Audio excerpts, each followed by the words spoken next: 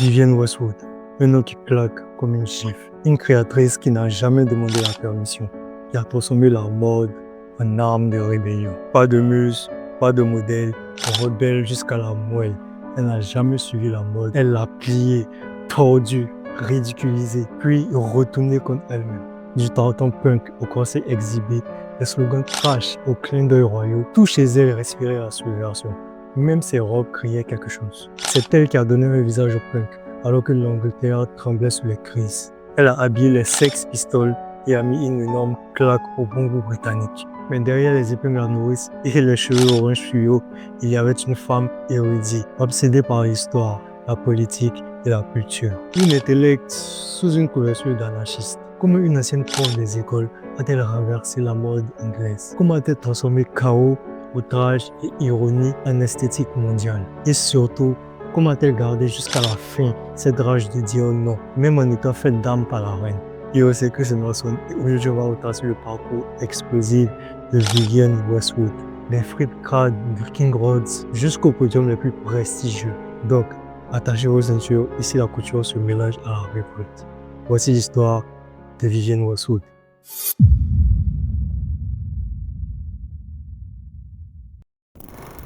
Bon, avant de commencer la vidéo, je sais, ça fait longtemps que je n'ai pas sorti de vidéo histoire de designer, je sais. Mais c'est parce que j'ai travaillé sur des vidéos couture et notamment un groupe school totalement gratuit que je viens d'ouvrir et que vous trouverez dans le premier lien de la description de cette vidéo.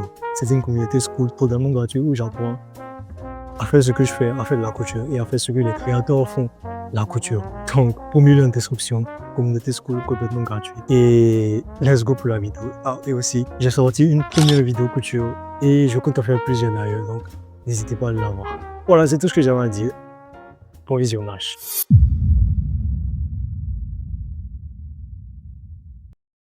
Tout commence en 1941. Elle est sous le nom de Vivienne Isabelle Sweer, dans le Derbyshire, en Angleterre. Son père est cordonnier, sa mère bosse dans une filature de coton du coin. Rien de spectaculaire, une enfance modeste, simple, sans extravagance. Mais à 17 ans, tout bascule. Sa famille déménage vers Londres. Et là, Vivienne commence à se rapprocher de ce qui allait devenir son univers. Elle s'intéresse déjà au design. Alors elle s'inscrit à la Harrow School of Art, qu'on connaît aujourd'hui comme l'université de Westminster. Minster, on s'est compris. Une des écoles d'art les plus cotées du pays. Un truc totalement inatteignable si elle était restée dans le Derbyshire. Mais cette chance ne dure pas. Très vite, elle réalise que l'art, ça paye pas forcément les factures. Elle veut aider sa famille. Alors, elle prend une décision radicale. Abandonner l'école après seulement un semestre. À la place, elle cherche quelque chose de plus sérieux. En voyant une annonce pour des cours de dactylo, elle se dit que secrétaire, ce serait plus sûr. Elle bosse même dans une usine pour pouvoir payer ses cours. Sauf qu'au dernier moment, elle change encore d'avis, elle se réoriente vers l'enseignement et commence une formation pour devenir institutrice. Rapidement, elle enseigne à temps plein. Et honnêtement, ça aurait pu s'arrêter là. Mais non. Elle n'a jamais complètement le design. Le jour, elle donne cours. Le soir, elle rentre chez elle et crée des bijoux. Le week-end, elle va à Portobello Road Market à Londres. Elle ne gagne pas grand-chose. C'est pas encore une carrière, mais elle entretient la flamme. Et ça, c'était vital pour elle. Et pourtant, une partie d'elle reste coincée entre rêve et sécurité. Elle se laisse convaincre qu'il faut une vie stable. En 1962, elle épouse Derek Westwood, un apprenti dans une usine locale. Elle dit même qu'elle n'était pas vraiment amoureuse, mais qu'elle avait peur de tout foutre en l'air pour un avenir incertain. Un an après le mariage, ils ont un fils. Sur le papier, c'est parfait, une vie posée. Mais au fond, Vivienne s'ennuie. Rapidement, elle est dans une routine domestique. Elle sait qu'elle passe à côté de quelque chose. Elle le sent. Et elle sait que le changement radical va devenir vital.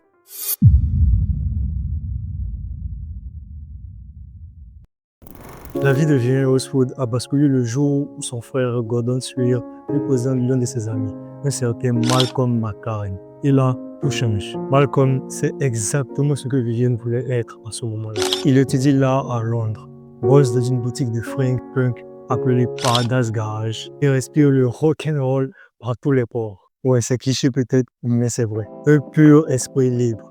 Et c'est précisément ce que Vivienne recherchait désespérément. Il commence une relation discrète et en 1965, elle divorce de Derek pour se mettre pleinement avec Malcolm. Ce divorce, elle ne le vit pas mal. Au contraire, elle dira plus tard que Derek était quelqu'un de bien, qu'ils étaient juste parfaits l'un pour l'autre. D'ailleurs, elle garde son nom d'épouse, Westwood, qu'on connaît aujourd'hui dans le monde entier.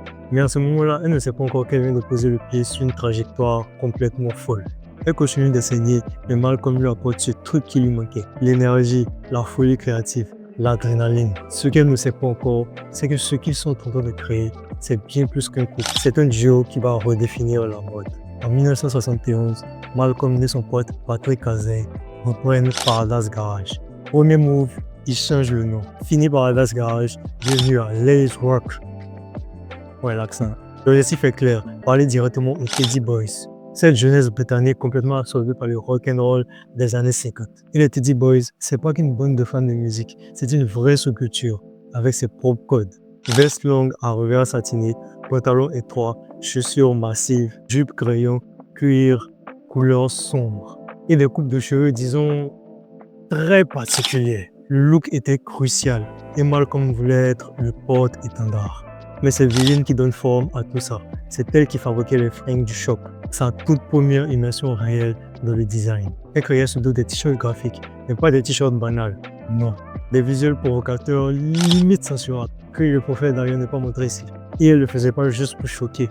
Chaque pièce transmettait un message social ou politique. Et c'est quelque chose qui l'a suivi tout au long de sa vie. Encore aujourd'hui, Vivienne prenait position sur des sujets sans jamais se cacher. C'est pour ça qu'à cette époque, elle ne se contentait pas de créer des pièces, elle les portait aussi.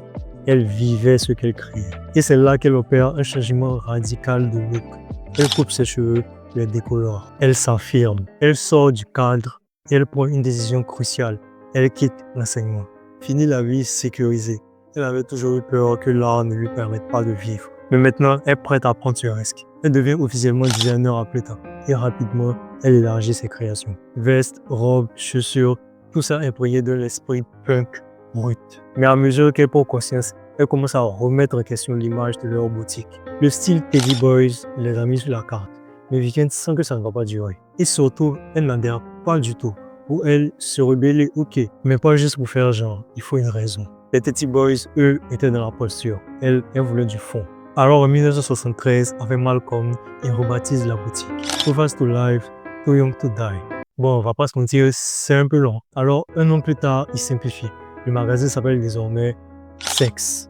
Puis, juste ça, 3 lettres. SWX.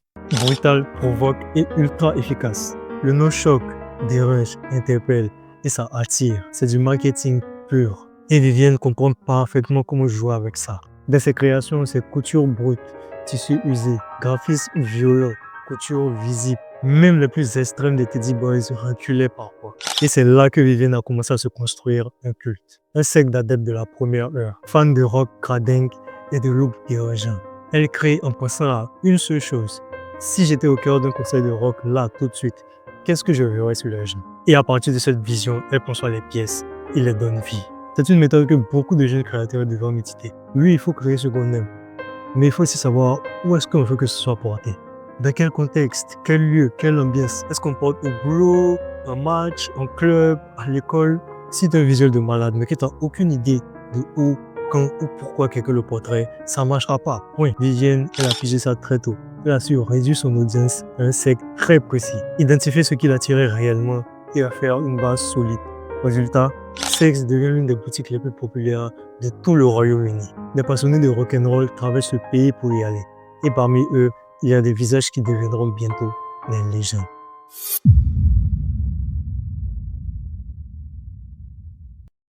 Même si la boutique rencontrait un succès grandissant, Malcolm McLaren, lui, commençait à rêver d'autres choses. Il voulait percer dans l'univers musical. Pas en tant qu'artiste, non. Lui, ce qu'il voulait, c'est diriger, être manager, façonner des carrières. Il débute avec un groupe américain, les New York Dolls. Et comme d'habitude, Vivienne n'est jamais bien loin. Elle conçoit pour eux certaines tenues de scène. Une collaboration prometteuse, mais qui tourne court. Le groupe se sépare rapidement. Malcolm se retrouve à nouveau en quête de sa grande aventure musicale. Sauf que cette fois, il n'a pas besoin d'aller très loin. Il suffit qu'il regarde autour de lui. Tous les jeunes rockers du coin passent déjà à la boutique Sex pour s'habiller. Il a littéralement le vivier parfait sous les yeux. Alors il observe, il repère et très vite il recrute 2 habitués, Paul Cook et Steve Jones. Il y ajoute un employé du magasin, Glenn Matlock. Et pour compléter le groupe, il choisit un autre jeune client du magasin, au regard perçant et à l'attitude provocante, John Lydon, alias Johnny Rotten. À eux 4, ils forment les Sex Pistols. Petit aparté, Glenn Matlock sera remplacé en 1977 par Sid Vicious, un autre employé du magasin. Mais l'essentiel, c'est que ce groupe légendaire est né directement de l'univers que Malcolm et Vivienne ont construit. Tous les membres sont soit clients, soit salariés de la boutique. Et même le nom du groupe est un clin d'œil à celui du shop. Et c'est grâce à une seule chanson ultra polémique qu'ils vont exploser. God Save the Queen. Un titre frontal, rebelle, interdit sur plusieurs radios, mais qui fait un carton monumental. En un rien de temps, les Sex Pistols deviennent le modèle parfait de ce qu'un groupe de rock punk devrait incarner. Provocation, énergie, message, style. Et justement, parlons-en du style. Comme pour les New York Dolls, c'est Vivienne Westwood qui crée toutes leurs tenues de scène. Normal, c'est dans sa boutique qu'ils se sont formés. C'est grâce à ces vêtements qu'ils se sont reconnus. Alors, quand le groupe décolle, ses créations aussi prennent leur rôle. Elle dira plus tard que c'est à ce moment précis qu'elle s'est vraiment sortie designer. Pour la première fois, elle voyait ses idées exposées à grande échelle, sur des icônes en devenir. Mais la fluence a un prix, et très vite, la dynamique explose en plein vol. En 1977, Glenn McCloud quitte le groupe, remplacé par Sid Vicious. En 1978, ils partent en tournée aux États-Unis. Et là, tout déraille. Ego démesuré, tension permanente, drogue omniprésente. L'ambiance devient invivable. Pour Malcolm, manager ce groupe devient un enfer. Les relations se détériorent au point que Malcolm coupe tout contact avec Johnny Rotten. Et dès la fin de la tournée, John annonce que c'en est fini. Les Sex Pistols se séparent. Juste comme ça, du jour au lendemain, rideau. Et comme si ça ne suffisait pas, Sid Vicious meurt d'une overdose l'année suivante, en 1979. Toute possibilité de reformation disparaît avec lui. Une flamme intense mais éphémère. L'expression brûler vite, brûler fort n'a jamais été aussi appropriée. Mais malgré la brièveté de leur histoire, l'impact des Sex Pistols est monumental. Et Vivienne Westwood a joué un rôle fondamental dans cette révolution. À travers leur tenue, elle n'a pas seulement habillé un groupe, elle a créé l'esthétique d'un mouvement entier. Même si son nom n'était pas encore sur toutes les lèvres, son influence, elle, était partout. Et si c'était la fin pour les Sex Pistols, pour Vivienne, c'était tout juste le début.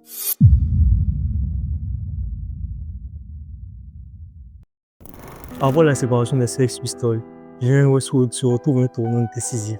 Elle sait qu'elle doit faire un choix. D'un côté, elle veut profiter de l'élan que lui a offert sa collaboration avec le groupe. De l'autre, elle sent que le moment est venu de se définir en tant que créatrice à part entière. Parce qu'à ce stade, il n'existe pas encore de marque Vivienne Westwood à proprement parler. Elle crée au fil de son inspiration, vend en boutique et offre ses pièces aux Sex Pistols. Mais rien de structuré. Elle comprend que si elle veut faire carrière dans la mode, ça doit changer. C'est pourquoi en 1980, elle lance un véritable travail de repositionnement de son image. Première étape, renommer la boutique. Le nom avait changé plusieurs fois. De Lely Rock à Too Fast to Life, 8Sex, 8 Dictionaries à l'époque des Sex Pistols. Autant dire qu'il était temps de trouver une identité durable. Ce nouveau nom sera World's Ends. Et bonne nouvelle, c'est resté.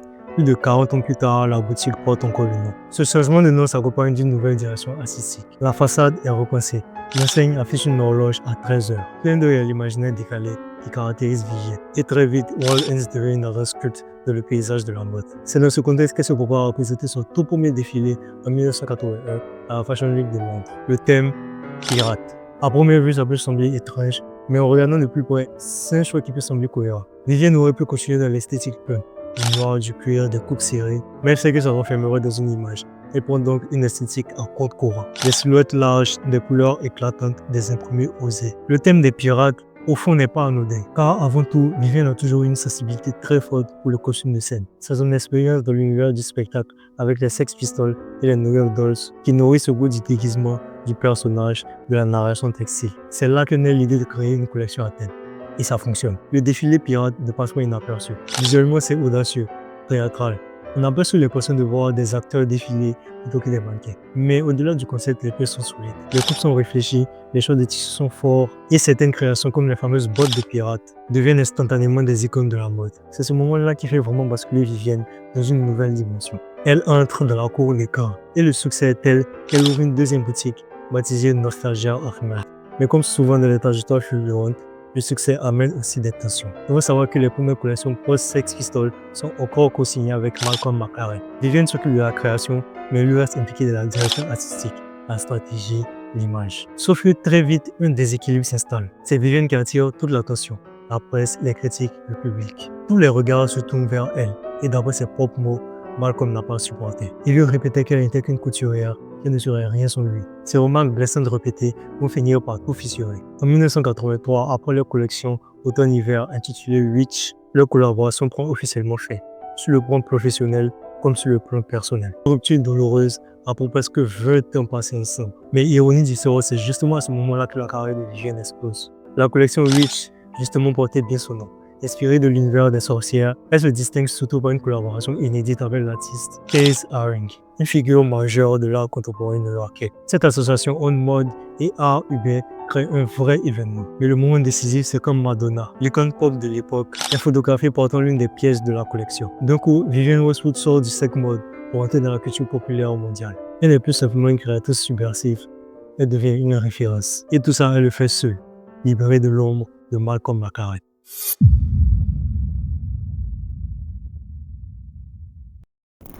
À la fin des années 1980, Vivienne Westwood est au sommet. Et pourtant, au lieu de capitaliser sur une esthétique qui cartonne, elle fait ce qu'elle a toujours su faire, changer de cap au moment exact de son style dormi. Elle avait déjà fait après les Teddy Boys, puis après les Sex Pistols. Et là encore, elle le fait avec la sortie d'une collection inattendue, Harry Street. Jusque-là, Vivienne s'est toujours illustrée dans le punk, les costumes théâtrales, les formes excentriques. Mais un jour, tout bascule à cause d'un simple moment. Un détail presque anodin. Elle est dans un train quand elle remarque une jeune femme assise non loin. Elle porte une veste en cuir d'ariste, un sac avec des ballerines. Il dégage une élégance discrète mais frappante. Impassible, calme, gracieuse. Vivienne est captivée.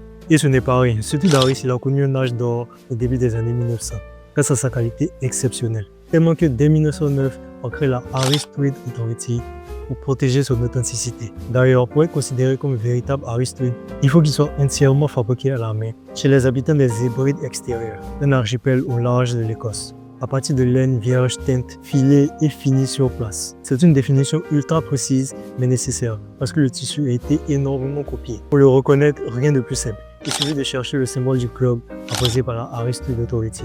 Et si ça vous dit quelque chose, c'est normal. Ce globe a directement inspiré le logo emblématique de Vivienne Westwood. Comment? Pourquoi?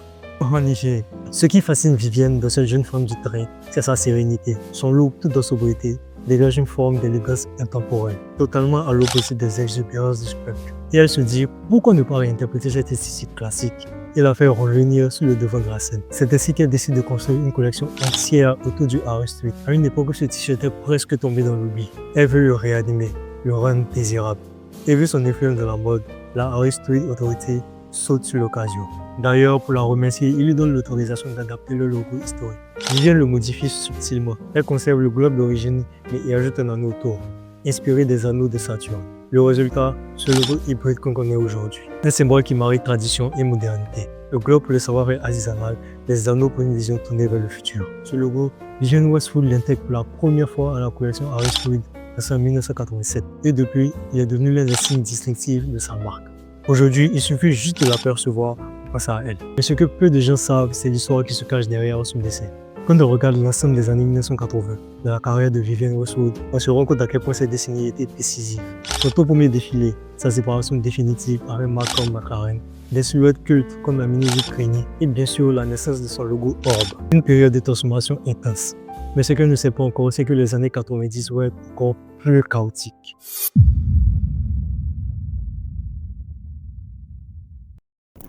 Vivienne entame les années 90 avec une ambition claire.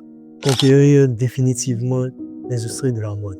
Et comme à son habitude, elle ne perd pas une seconde. Dès 1990, elle lance sa première collection masculine. Certes, elle avait déjà conçu des vêtements pour hommes à l'époque des Sex Pistols, mais c'est la première fois que cette offre est intégrée officiellement à sa marque. C'est un tournant majeur. Vivienne ne se contente plus de créer, elle structure son empire, avec ses lignes féminines d'un côté et ses nouvelles offres pour hommes de l'autre. Elle s'impose comme une des créatrices les plus novatrices de sa génération. La reconnaissance ne tarde pas. En 1991, elle reçoit le prestigieux titre de la créatrice britannique de l'année. Et ce n'est que le début. En 1992, la reine Elisabeth II elle-même lui décerne l'ordre de l'Empire britannique. Une distinction réservée aux personnes ayant contribué de manière exceptionnelle à la société britannique. Vivienne accepte bien sûr, mais à sa manière. Fidèle à son esprit anticonformiste, elle se rend à la cérémonie sans survêtement.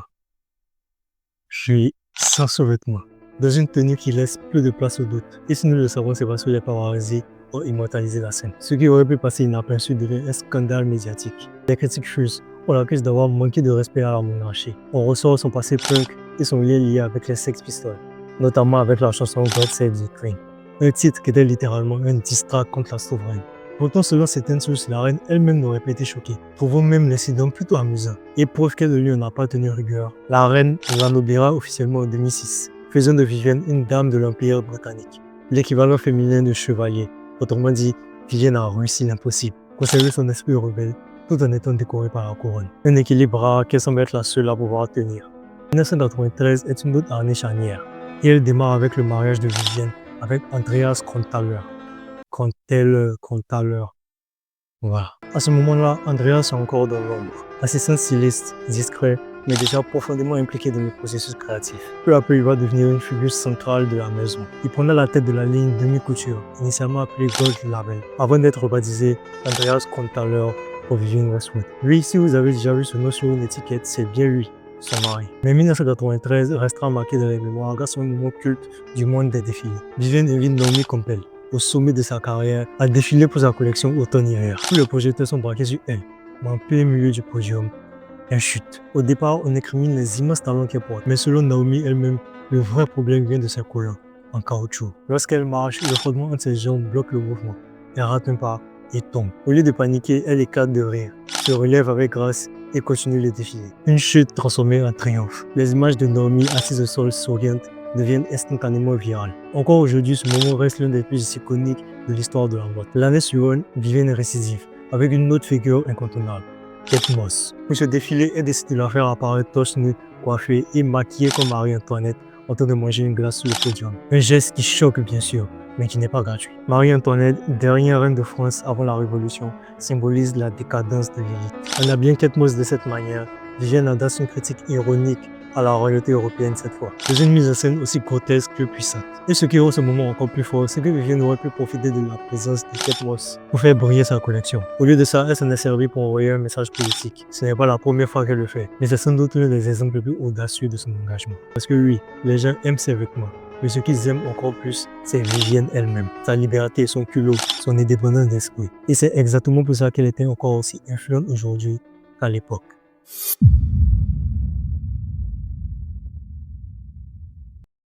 Au début des années 2000, Vivienne a commencé à utiliser sa notoriété dans l'industrie de la mode pour s'exprimer encore plus ouvertement sur les questions politiques et sociales. Parmi ses combats les plus constants figuraient le changement climatique et la défense des droits humains. Grâce à sa marque, elle a levé d'importantes sommes d'argent pour diverses organisations et s'est publiquement associée à plusieurs partis et dirigeants politiques. Ce qui me fascinait chez elle, c'est que dans un secteur où beaucoup se contentaient de soutenir une cause depuis les coulisses, Vivienne manifestait, prenait la parole, descendait dans les rues. Ne vous y trompez pas, de nombreuses marques ou des créateurs s'engagent sur des sujets politiques. Mais rares sont ceux qui le font avec autant de franc-parler et de conviction. Alors que d'autres craignaient de froisser une partie de leur public, Vivienne, elle, s'en fichait royalement. Et paradoxalement, sa popularité n'a fait que croître. Sur le papier, sa marque aurait pu être figée dans une esthétique punk rock, corsets théâtraux et silhouettes excentriques. Et pourtant, elle a su traverser le 21e siècle en restant fidèle à elle-même, tout en se réinventant sans cesse. Qui aurait imaginé que cette même femme finirait par créer des robes pour la royauté britannique? Mais son influence allait bien au-delà. Elle savait capter l'air du temps, dialoguer avec la culture populaire contemporaine et s'y inscrire avec panache. Elle a imaginé une robe pour le jeu vidéo Final Fantasy XV en 2016. Elle a collaboré avec ASICS pour des baskets iconiques. Elle a travaillé avec Richard Branson sur les uniformes des hôtesses de l'air de Virgin Atlantic. Et puis, il y a mon anecdote préférée, le chapeau porté par Pharrell Williams. D'abord, apparu sur sa tête en 2009, il est devenu viral lors des Grammy Awards en 2014. Les réseaux sociaux ont adoré, se sont enflammés et Pharrell a continué à le porter. Et on le retrouve même dans le clip Marilyn Monroe, vu plus de 70 millions de fois sur YouTube. Ce fameux Buffalo Hat date en réalité des années 80, issu de la collection Buffalo Girls de Vivienne, déjà immortalisé à l'époque sur Malcolm et l'équipe suprême. Pharrell, passionné de mode, l'avait acheté à la boutique World Ends, sans se douter de son destin. L'histoire devient encore plus incroyable quand il vend l'original des Grammys pour 44 000 $ à la chaîne Arbis, simplement parce qu'il ressemblait à leur logo. Toute la somme a été reversée à une œuvre caritative. Ce genre d'histoire n'était qu'un aperçu de la créativité et de la singularité de Vivienne Westwood. Elle n'était pas simplement une créatrice de génie, mais une figure profondément inspirante qui a prouvé qu'on pouvait rester fidèle à ses convictions tout en marquant l'histoire de la mode. Et parce que tout cela aurait pu ne jamais se produire, car il fut un temps où Vivienne était mariée, mère d'un enfant et enseignante, avant de tout quitter pour se lancer dans l'aventure.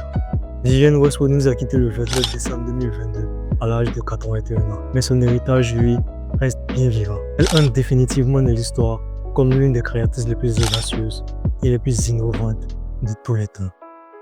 Voilà, c'est tout ce que je voulais partager avec vous sur Living House Food. J'espère que la vidéo vous a plu. Et comme d'habitude, si la vidéo vous a plu, n'hésitez pas à mettre un like et à vous abonner. Et pouvoir aller voir cette vidéo qui parle de Rei Kawakuma, la créatrice de Comme des garçons. Peace, c'est la Christian Watson.